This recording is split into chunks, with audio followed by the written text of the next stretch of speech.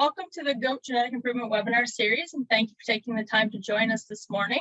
Today's topic is on industry genetic improvement programs, and we're pleased to be joined today by Brian Sullivan from the Canadian Centre for Swine Improvement. Brian is the Chief Executive Officer for the Canadian Centre for Swine Improvement in Ottawa. He has been a geneticist working on the National Swine Improvement Program since 1991 and CEO since 2011. He completed his master's degree in animal breeding and genetics at the University of Guelph in 1988. His master's thesis was on genetic evaluations for dairy goats. Brian oversees a team of geneticists and computer specialists at CCSI. While the center's primary purpose is to help the Canadian pork industry with genetic improvement, they also provide support and services for other species, including routine genetic evaluations for Canadian dairy goats. So thank you, Brian. I'll pass it over to you to get started. Thanks very much, Erin, for the introduction, and to you and the rest of your team for organizing this series of webinars and for the opportunity to present about the Canadian Dairy Goat Genetic Improvement Program. So I'll try to be brief to ensure there's time for questions, or even better, perhaps an early lunch. And hopefully that lunch will include some goat products and maybe a little bacon or ham on the side. I have three key messages for you today. And the first one is simple but most important. It's about why you should even care about the next two. And the second one, and hopefully you will care about this, is how to access genetic information on Canadian dairy goats. And finally, the third one is about the programs that provide data for the Genetic Improvement Program and how to get more information about those programs. So why be interested in genetic improvement? The short answer is it can save cost and increase revenue a lot. Effective genetic improvement programs can quite easily result in a 1% annual improvement. And in fact, 3% or more is possible. Erin showed us that last week if you were on the webinar. However, even 1% per year adds up. And to keep the math easy, just consider a herd that averages 1,000 kilograms of milk per lactation, and you can adjust it to a lower or higher average if you like. But with 1,000 kilograms, a 1% increase would add 10 kilograms in 1 year. If you keep doing that for 5 years, it adds 50 kilograms. And after 10 years, it would be 100 kilograms, and the herd average would now be 1,100 kilograms per lactation. And this is not just theoretical. The Canadian dairy cattle industry has been doing this for over 50 years. Holstein milk per lactation has doubled from around 6,000 kilograms back in 1970 to over 12,000 kilograms per lactation today. And about half of this improvement is due to genetics, which is roughly 1% per year.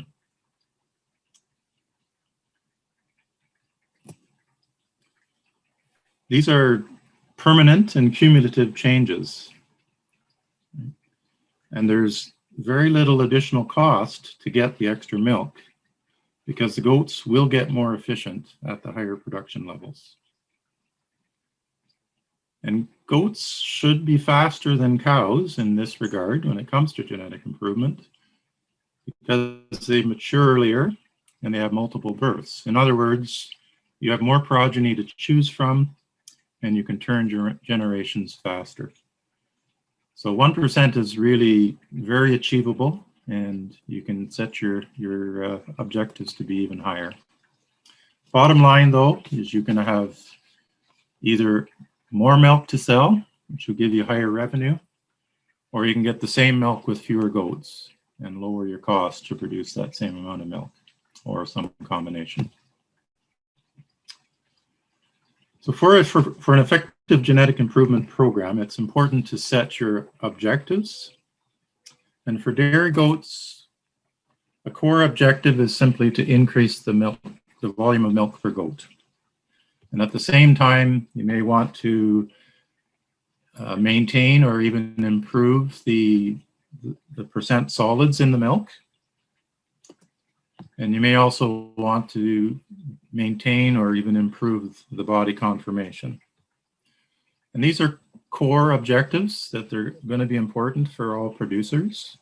But there may be other traits, or you may want to put different emphasis on different traits, which you can do. The thing is about other traits is it's no problem to add them and include meat goats or fiber goats and different traits. The key though is that you need to have some data available. And so I'll come back to talking about the data that's available. But before that, how can you get the benefits of this genetic improvement? So I'll give you a couple of options. The first one is the easiest, and that's just tap into genetic improvement that a dairy goat breeder is making. And you can do that by buying bucks or semen. And when you do that, and if you breed your replacements using those improved sires, you're going to get 50% of the breeder's historical improvement. So all the years of improvement that they've made, you're going to get 50% of that in the first generation of your replacement does. And if you do that, if you rebreed them a second time, you'll get 75% of the historical improvement, 87.5%, and so on. So it's a way to tap into the work that other breeders are doing to improve their genetics. Another option within that is if you're not that patient and you want it all right away, you can buy young does or even embryos from the breeder, and that'll give you 100% of the breeder's historical improvement right away. The second option would be to participate in the genetic improvement program yourself. And that requires some investment and ongoing costs and training for yourself or your staff. It allows for rapid genetic gain, and it also gives you more control over the traits that are most important for you. A real important bonus from it is that it gives you information for management and not just genetic improvement. And I mentioned Holstein improvements earlier, and they doubled production in 50 years. Half of that was from genetics and half of it was from management and nutrition and health and other improvements. So these programs can help you not just with genetics, but also with management. And you get the savings on cost of purchasing breeding stock. So there's some cost to it, but there's a lot of benefits as well that can come from it. And then a third option, the final option here, is to look at a combination of the first two. And theoretically, that would be the best for maximizing the benefits because you can get all the benefits of both. And you really do, unless you have a really, really large herd, it's important to tap into genetic improvement from other breeders and vice versa. So essentially, breeders working together can form a larger population for genetic improvement, and that's critical for medium and longer term improvement for sure. Okay, so the second message is about the Canadian Dairy Goat Genetic Improvement and where you can find information. And this program, it's a combination of programs and services that take good quality data from farms all across Canada, and it uses that data to calculate estimated breeding values, or EBVs. The EBV calculations are complicated, but the concept is relatively simple. And there's a pun intended there. I'll slow down to make sure you get the pun and aren't distracted by that. But essentially, EBVs are combining family information, family, like relatives, on different traits. Okay? And an animal's own individual record is on its own is the most important, but other records get included when you're trying to evaluate the animal, and they're weighted based on how closely related that those other animals are to the one you're evaluating. So progeny and parents, for example, are 50% genes in common with the individual. And so individual records on a progeny or a parent count half as much as the animal's own record. If you go another generation away, then it's 25%, and so on. And relatives, whether they're aunts, uncles, cousins, or more distant relatives, they all get included and they get weighted according to how closely the relationship is. And although individually the animal's own record is more important, over time, the information on relatives becomes more and more important, especially the descendants, as they reflect most accurately the true genetics of the individual animal. So the calculations behind that, of course, there's lots involved, and that is complicated, but the concept is relatively simple, again, based on relatives and records. The inputs to the EBV system are simple as well. You've got pedigrees, animal identification and pedigrees, and the traits that are being measured. And the outputs are simple. EBVs, or estimated breeding values, and I'll talk about those. Okay. So I'll come back to data again in the third message, but you need data to calculate the EBVs, and this chart is showing where the data is coming from. So we've got animal identification and pedigree information, who owns the goats, coming from Canadian Livestock Records Corporation. We've got classification records and some of the milk records that we receive from the Canadian Goat Society. And the bulk of the milk records are coming through the Lactanet system, the provincial systems that are in place for dairy cattle, and they offer that to goat breeders as well. So all of this data feeds into the calculations of EBVs that are available through goatgenetics.ca. There are 13 different EBVs, 5 for milk production traits and 8 for conformation. And these are combined into indexes to rank animals for the combination of traits, because individuals are going to might be strong in some traits and weaker in others. So what's the best overall combination?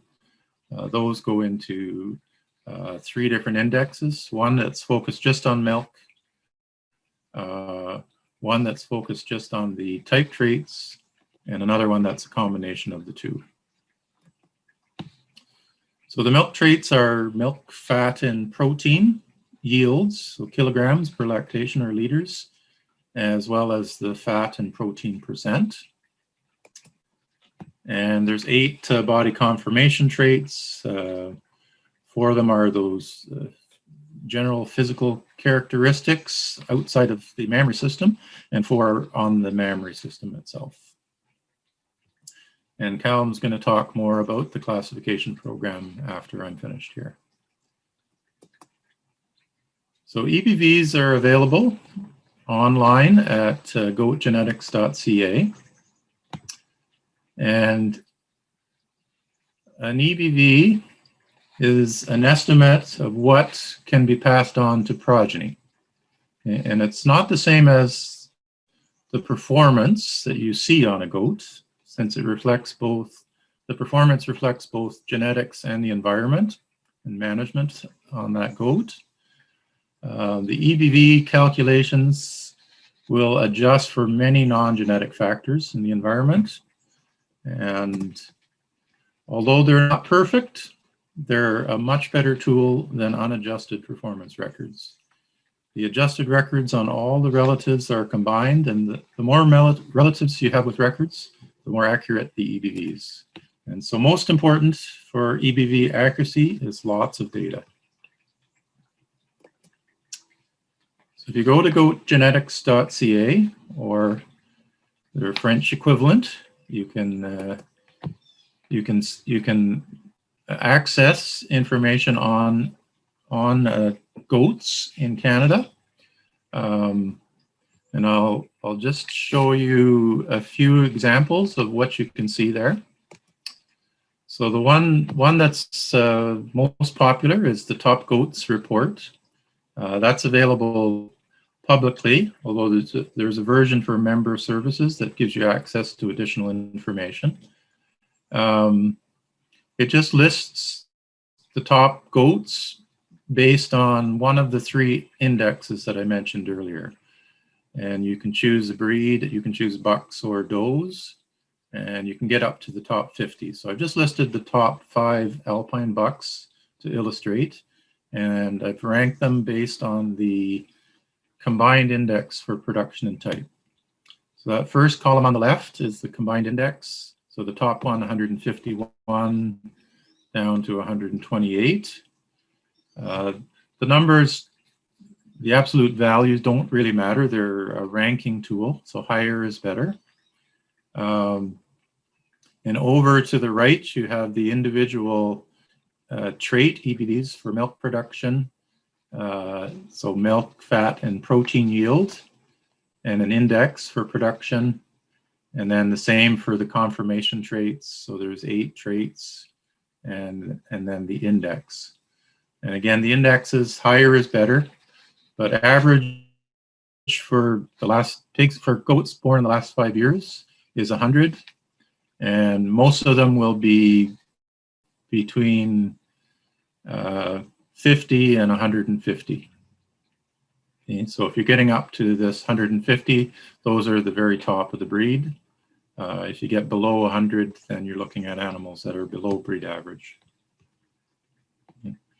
Now, one of the things you can see on this, if you look closely at the numbers, the combined index it's a combination of the individual traits. So if you see the top one that is got a high index for production, 144, and a high index for type, 131. So that combination is rare to have that very high on both. You can see that on the next one that's very high in production, 161, but lower, below average at 89 on type. Okay. And then you've got another one, not quite as high on production, but very high on type. And then a couple more at the bottom, which are high production and about average on type. So you can choose amongst them to emphasize the traits that matter most to you. Okay, now if you get an account which is included with your membership in the Canadian Goat Society, there's no extra charge for that. There are selection and mating tools in the member services area, and lots of more details on the goats that you're looking at. So some of the things that are there is a very flexible search tool to find goats of interest in your herd or in other herds. And it gives you access to all the data and pedigree and EBV information that's available on the individual goats. You can use the EBVs and the indexes as a tool to identify the goats that look best for the traits of interest to you. And then there's a tool to simulate a mating. So if you have, say, a few bucks that you're considering to purchase, you could see how they would cross with the does in your herd. And that will give you predicted EBVs in the progeny, as well as an estimate of what the inbreeding coefficient would be, so it helps you avoid too closely related animals. And there's many other reports and tools that are available that could make this whole thing easier and more productive for the breeders. So this is just an example of what you get with the search tool. So you get the animal's identification, its parents, birth date, sex, breed, and then a list of all of the different trait EBVs and the indexes. And those things that are in blue are clickable, so you can click to see the details on the parents. You can click to see who owns the goat and how to contact them, and You can see there's icons beside the goat that give all kinds of details on the data and progeny and other information. If you want to do a simulated mating, it's as simple as typing in 2 registration numbers for the mother and the father to be. So I took one of the top sires there and the dam of another one and put them through here. And so you can see that if you take the top animals, you're going to expect high indexes in the progeny. And these ones are not very closely related at all. So the inbreeding coefficient would be less than 0.09%, so less than 0.1%, which is very low. Okay, so finally, just to give you the information on recording programs.